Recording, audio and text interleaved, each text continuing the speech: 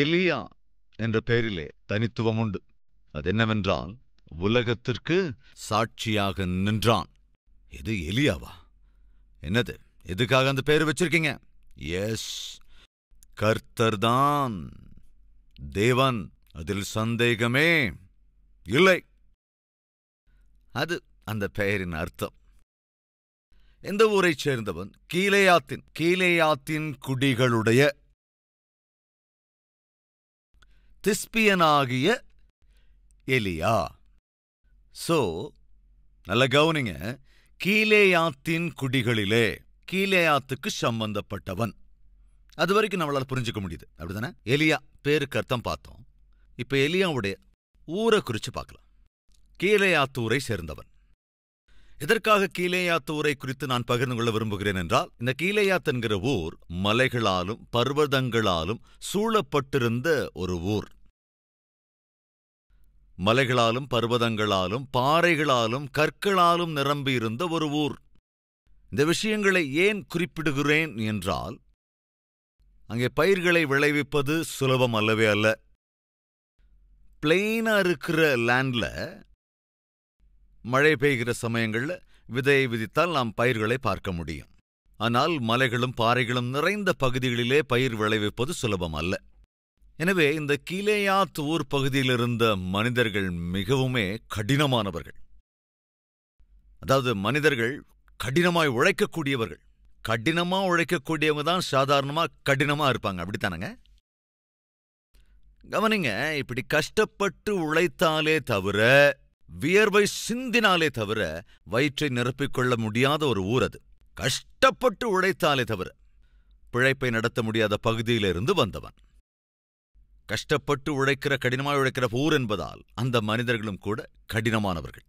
இப்போ தேவன் யாரை தெரிந்து கொள்ளுகிறார் என்றால், இப்படி கடினமானவங்களே ஏற்படுத்திக் கொள்ளுகிறார். யாருங்க? ஒரு கடினமான ஆள, ஒரு கெட்டியான ஆள, பலமானவனை தெரிந்து கொள்ளுகிறார்.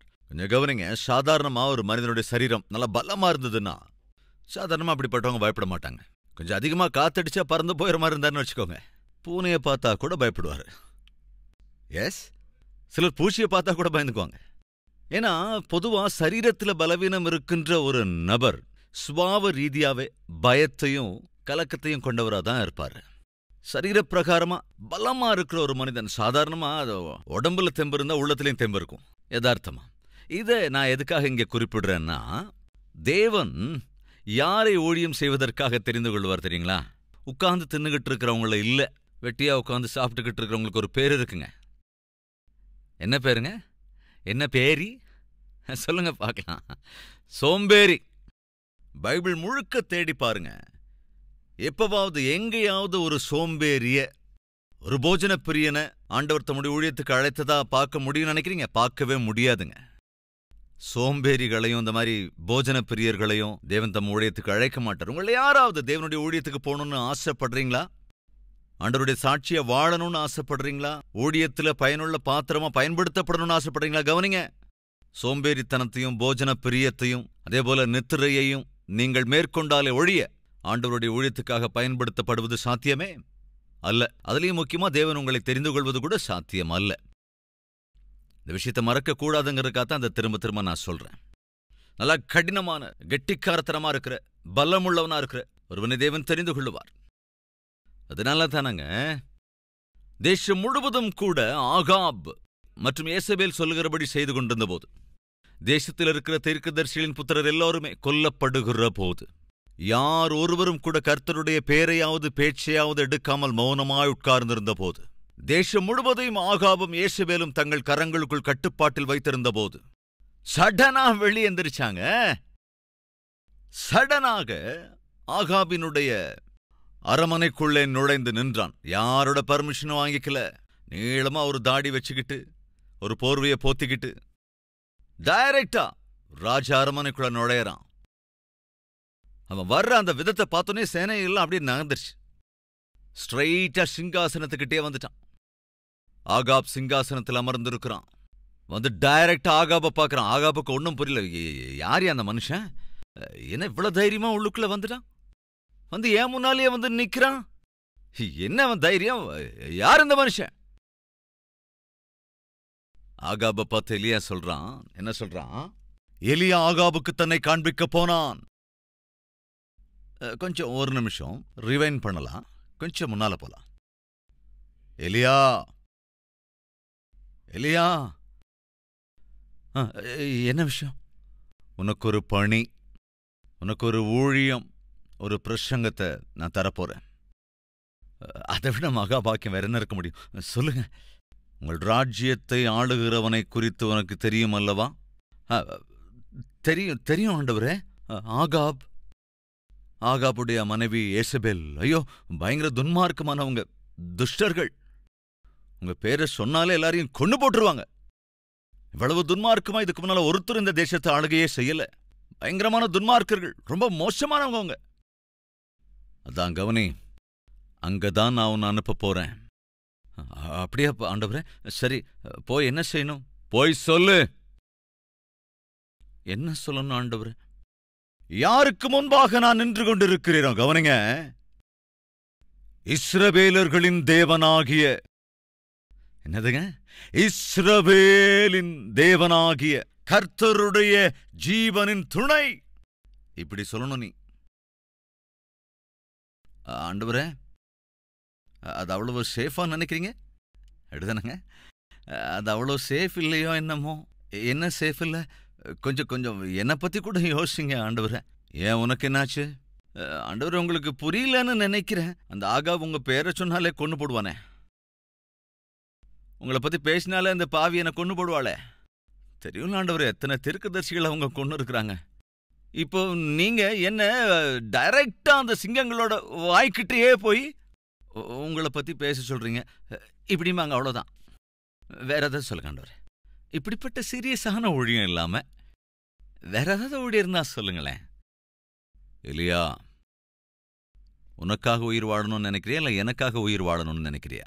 முடிவு பண்ணி சொல்லு. ஆண்டவரே, உமக்காகத்தான் வாழணும்னு நான் நினைக்கிறேன். அப்படின்னா உன் வாழ்க்கை குறித்து ஒரு காலம் நீ யோசனையே செய்ய வேண்டாம். நான் சொல்றது புரியுதா? ஒருவேளை இன்றும் கூட தேவன் அதே கேள்வியை நம்மிடத்திலும் கேட்கிறாரோ என்னவோ. யாருக்காக உயிர் வாழ வேண்டும் என்று நினைக்கிறாய்? நம்ம நமக்காக வாழப்போறோமா, அது நமக்காக உயிரையே கொடுத்த ஏசப்பாவுக்காக வாழப்போகிறோமா? கொஞ்சம் யோசிச்சு பாருங்க. கிறிஸ்தவ சமூகமே, சபையை நான் கேட்கிறேன், நாம நமக்காக வாழப்போறோமா அல்லது நமக்காக உயிரையே தந்த தேவனுக்காக வாழப்போறோமா? நம்முடைய பதில்தான் என்ன? சரி, பைபிள் என்ன சொல்லுதுன்னு பார்க்கலாம் வாங்க. கொரிந்தியருக்கு எழுதின 2ஆம் நிருபம் 5ஆம் அதிகாரம் 15வது வசனம். கொரிந்தியருக்கு எழுதின 2ஆம் நிருபம் 5ஆம் அதிகாரம் 15வது வசனம். பிழைத்திருக்கிறவர்கள் இனி, கவனிங்க, பிழைத்திருக்கிறவர்கள் இனி தங்களுக்கென்று பிழைத்திராமல் தங்களுக்காக மரித்து எழுந்தவருக்கென்று பிழைத்திருக்கும்படி அவர் எல்லாருக்காகவும், கவனிங்க,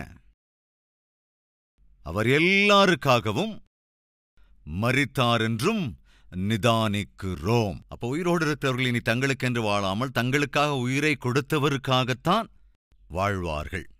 இயேசு கிறிஸ்து உனக்காக எனக்காக தம்முடைய உயிரையே தந்தபோது அவருடைய நோக்கம் என்னவென்றால், நமக்காக அவர் உயிரையே தந்ததற்கு காரணம் அவருக்காக நாம் வாழ்வோம் என்பதற்காக. புரியுதாங்க அன்பு சகோதர சகோதரிகளே? அவருக்காக நாம் வாழ வேண்டும் என்று நமக்காக அவர் உயிரையே கொடுத்தார். அதுதான் வேதம் சொல்லுகிறது. இந்த அற்புதமான சத்தியத்தை அறிந்திருந்தும் கூட நாம நமக்காகவே வாழ்ந்துகிட்டு இருந்தா அது அர்த்தம் இல்லை, ஆசீர்வாதமும் இல்லை. ஸோ இன்னும் கொஞ்சம் புரிஞ்சு கொள்ற மாதிரி சொல்லணும்னு தான் எலியாவின் எபிசோடை உங்களோடு பகிர்ந்து கொள்கிறேன். இந்த டிஸ்கஷன் எல்லாம் அங்கே நடந்துதா தேவனுக்கு முன்னால அப்படின்னா அது நடக்கலைங்க. ஆனால் புரிஞ்சுக்கணுங்கிறதுக்காக அப்படி சொல்றேன். ஒருவேளை எலியா கேள்வி கேட்டு, ஆண்டவரே, என்ன ஆண்டவரே, உங்களுடைய நாமத்தினால என்ன போய் பேச சொல்றீங்க, என்ன கொன்னுடுவாங்களே ஆண்டவரே, அப்போ டிசைட் பண்ணிக்கோ, எனக்காக வாழணும்னு நினைக்கிறியா இல்லை உனக்காக வாழணும்னு நினைக்கிறியா? அப்போ எலியா யோசனை பண்ணி, உமக்காகத்தான் வாழணும்னு நினைக்கிறேன் ஆண்டவரே, உம்முடைய சித்தத்தின்படியே செய்யணும்னு நான் ஆசைப்படுறேன். என்னால் கவனி, என்னுடைய சித்தத்தின்படி செய்யணும்னா சில சந்தர்ப்பங்களும் உயிரையே கூட இழக்க வேண்டி வரும்.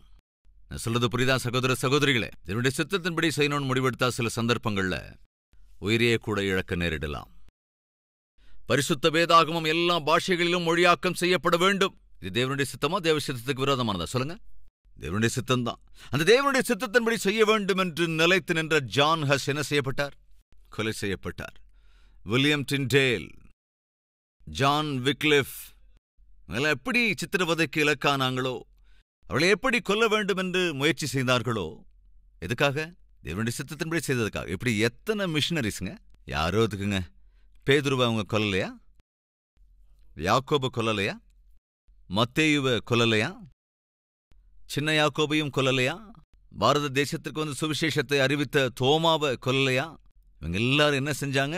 தேவனுடைய சித்தத்தின்படி ஊழியம் செஞ்சாங்க. அப்படி தெய்வ சித்தத்தின்படி ஊழியம் செய்ததற்காக என்ன நேர்ந்தது?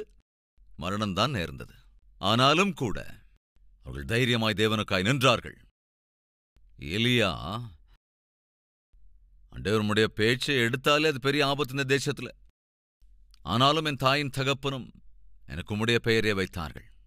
நான் தேவனுக்காகத்தான் வாழ்வேன் என்று, அவருடைய நாமத்தை கனப்படுத்துவேன், அதை வெளிப்படுத்துவேன் என்று எங்க அம்மா அப்பாவுக்கு இருந்த யோசனை எல்லாம் அதேபோல அவர்களுடைய ஆவலும் கட்டாயம் நிறைவேற்றப்படணும்.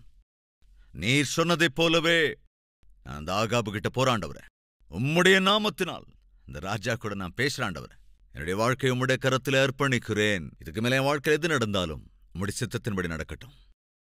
சகோதர சகோதரிகளே, எந்த ராஜா தீர்க்கதரிசிகளை பார்த்தா கொன்னு போடுங்கன்னு ஆணையிட்டு இருந்தானோ அதே ராஜாவுக்கு முன்னால போய் நிக்கிறது, நான் கேட்கிறேன், அது சுலபமாங்க? அது அவ்வளவு ஈஸியாங்க? கிடையவே கிடையாது. இந்த ராஜாவுக்கு முன்னால போய் நிக்கிறதுக்கு எவ்வளவு தைரியம் வேணும், எவ்வளவு கட்ஸ் வேணும். போய் நின்று என்ன சொல்றான்னு பார்க்கலாம் வாங்க. இஸ்ரவேலர்களுக்கு பாகால் தெய்வம்தான் தேவன் என்று அறிவிக்கப்பட்டிருந்தது. இஸ்ரவேல் ஜனங்கள் ஆராதிக்க வேண்டியது பாகால் தெய்வத்தைத்தான் என்று போதிக்கப்பட்டும் இருந்தது. யாராவது இதுக்கு மறுப்பு தெரிவிச்சா கொன்று போடுவோம் என்ற கட்டளையும் விதிக்கப்பட்டிருந்தது. அப்படிப்பட்ட சமயத்துல தாங்க அப்பேற்பட்ட ராஜாவுக்கு முன்னால போய், அந்த ராணிக்கு முன்னால போய், பேலஸ்ல போய் நின்னு எலியா என்ன சொல்றான்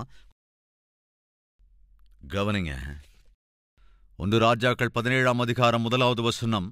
இஸ்ரவேலின் தேவனாகிய கர்த்தருக்கு முன்பாக, இஸ்ரவேலர்களுக்கு யாருங்க தேவன்? ஆகாப், இந்த விஷயத்தை நீயும் தெரிஞ்சுக்கோ. நீயும் உன்னுடைய மனைவியும் சேர்ந்து சீதோனியர்கள் வணங்கக்கூடிய பாகால் தெய்வங்களெல்லாம் கொண்டு வந்து இஸ்ரவேல் ஜனங்களுக்கு முன்பாக வணங்கச் சொல்லுவதால் மாத்திரமே இந்த இஸ்ரவேல் தேசம் பாகாலின் தேசம் என்று ஆகிவிடும் என்று நினைக்கிறீர்கள். அது தப்பு.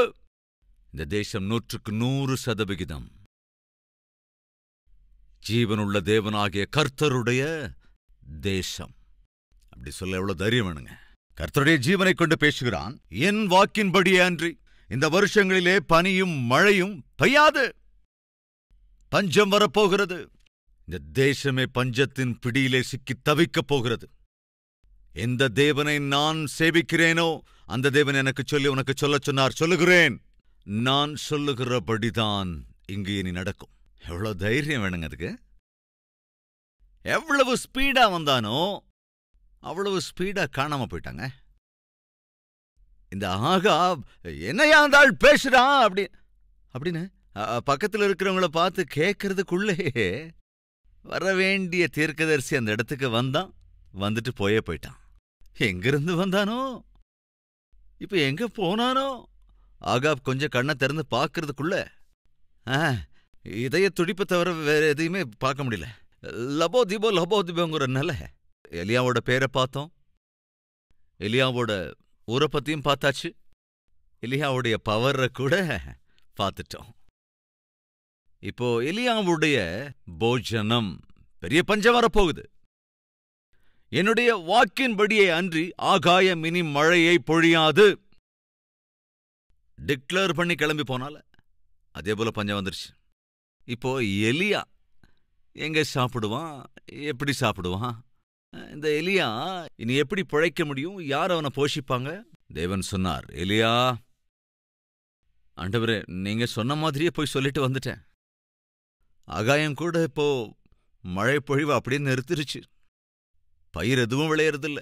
எல்லாருக்கும் பசி, பஞ்சம் பயங்கரமா வந்துச்சு. அந்த விஷயமெல்லாம் எனக்கு தெரியும் எலியா. நான் இப்போ உன்னை அழைத்த காரணம் உன்னை பத்தி தான் கொஞ்சம் பேசணும்னு அழைச்சேன். என்ன ஆண்டவரே, நீ என்னுடைய ஊழியக்காரன் என்பதால் நீ பசியோடு இருக்கவே கூடாது. போஷிக்கிறேன். உன்னை போஷிப்பதற்கு நான் காக்கைகளுக்கு கட்டளையிட்டிருக்கிறேன். காலையிலும் மாலையிலும் அப்பத்தையும் மாம்சத்தையும் எடுத்து வர சொல்லி கட்டளையிட்டு இருக்கேன். காக்கைக்கு அல்ல, காகங்களுக்கு. அப்படின்னா காக்கையின் பெருங்கூட்டத்துக்கு தேவன் கட்டளையிட்டு இருந்தார். என்னவென்று? எலியாவை போஷிக்க வேண்டும் என்று. அதனால எலியா, இப்ப நீ என்ன செய்யணும்னா, இங்க ஆற்றோட பேர் என்னங்க பார்க்கலாம் வாங்க. கேரித் ஆற்றண்டையிலே ஒளித்துக் கொண்டிரு. அப்படின்னா கேரித் ஆற்றண்டைக்கு போய் அங்க தங்கிக்கோ. உனக்கு ஆகாரம் கொடுக்க சொல்லி, உனக்கு கொண்டு வரச் சொல்லி நான் காகங்களுக்கு கட்டளையிட்டிருக்கிறேன். இப்ப என்னோட கேள்வி, கேரித் ஆற்றண்டைக்கு போகச் சொல்லி முதல்ல ஏலியாவுக்கு ஆண்டவர் சொன்னாரா, அல்லது எலியாவுக்கு ஆகாரம் கொண்டு போகணும்னு அவனுக்கு முன்னாலேயே காகங்களுக்கு தேவன் சொல்லியிருந்தாரா? இங்க ஏதாவது புரிஞ்சுக்க முடியுதா சொல்லுங்க? முதல்ல காகங்களுக்கு சொல்லியிருப்பாரா, இல்ல தீர்க்கதரிசிக்கு சொல்லியிருப்பாரா தேவன்? சாதாரணமா இந்த கேள்வியை கேட்கிற போது என்ன நினைப்பாங்கன்னா, யார்கிட்ட இந்த கேள்வியை நான் கேட்டாலும் சரி, 60-70% பேர் எலியாவுக்கு தான் சொல்லியிருப்பாருங்க அப்படின்னு பதில் தாங்க சொல்லுவாங்க, இன்க்ளூடிங் ஊழியக்காரங்க கூட. ஆக்சுவலா எலியாவுக்கு முதல்ல தேவன் சொல்லல.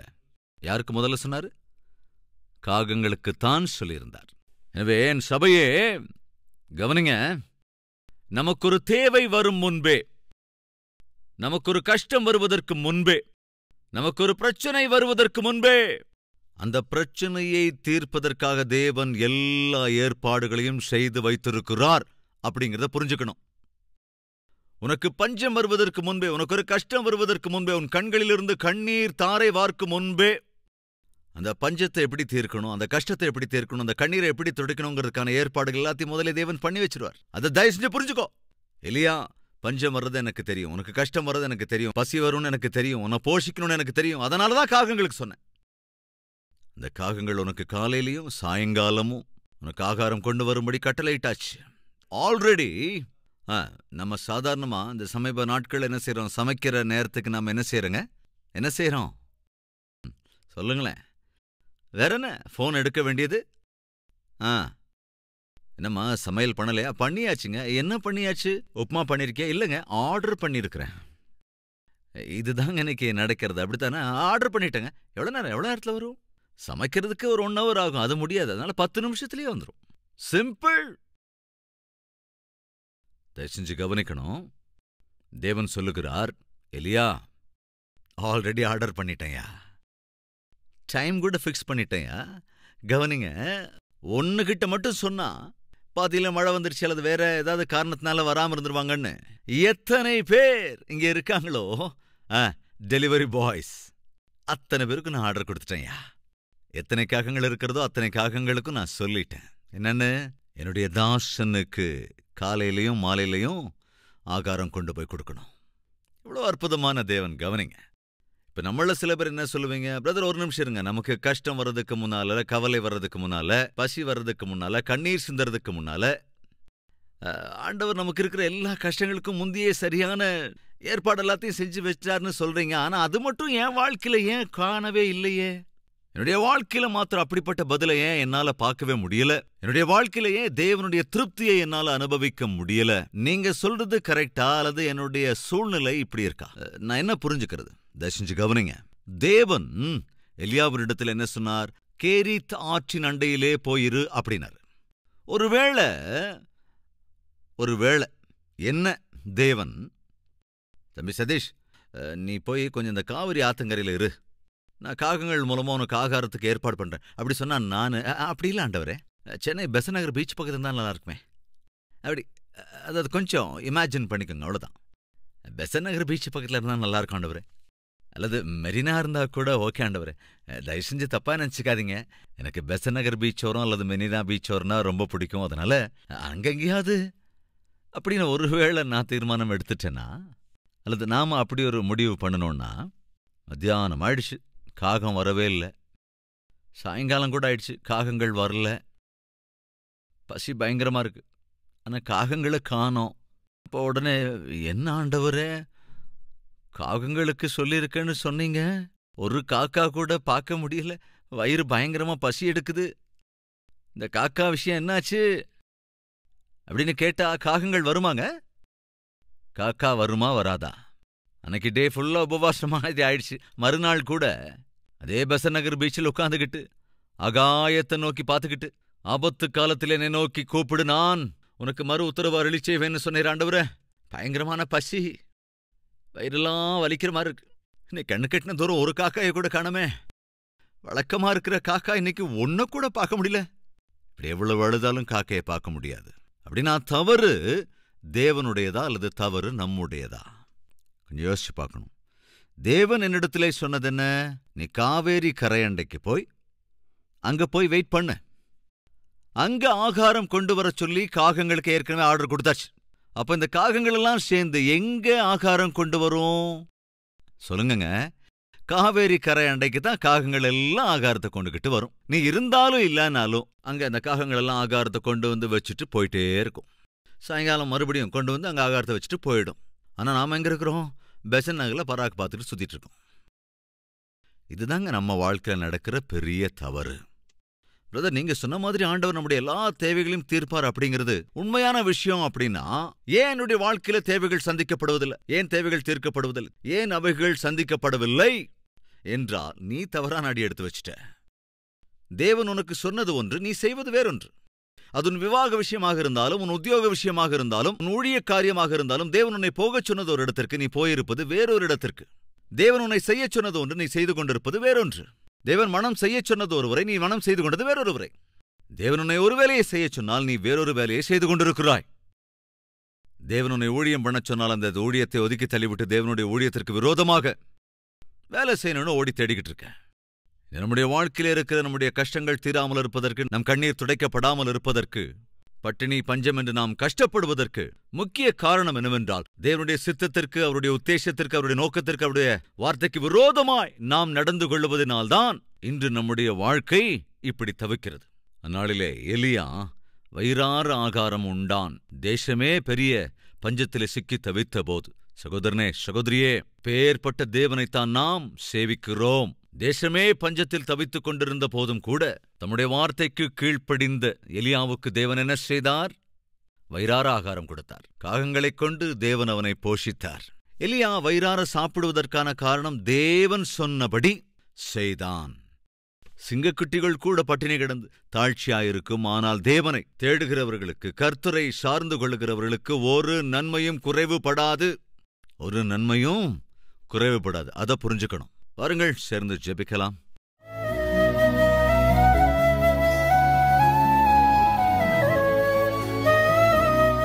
மகா பரிசுத்தமும் அன்பும் நிறைந்த பிதாவே, எலியாவின் வாழ்க்கையின் மூலமாக எவ்வளவு அற்புதமான பாடங்களை கற்றுக் கொடுக்கிறீர். எலியாவின் பெயரின் அர்த்தம் என்ன? அந்த பெயரில் இருக்கிற ரகசியம் என்ன? எலியாவினுடைய ஊர் எது? அந்த ஊரின் மூலம் கற்றுக்கொள்ள வேண்டிய பாடங்கள் என்ன? எலியாவினுடைய தைரியம், எலியா போஷிக்கப்பட்ட விதம், இப்படி எலியாவை குறித்த அநேக காரியங்கள் மூலமாக எங்களை பலப்படுத்தி இருக்கிறீரப்பா. ஆண்டவரே, அற்புதமான காரியங்களை என்று கற்றுக் கொடுத்தீர்.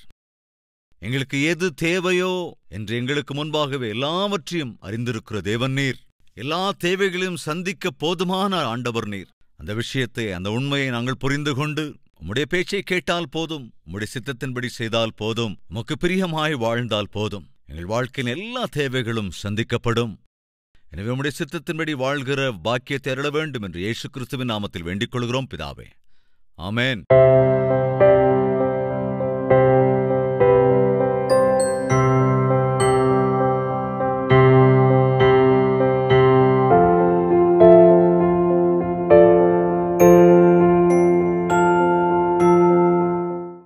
எங்கள் முகவரி: கல்வரி, தபால் பெட்டி எண் 30, குக்கட்பள்ளி, ஹைதராபாத் 76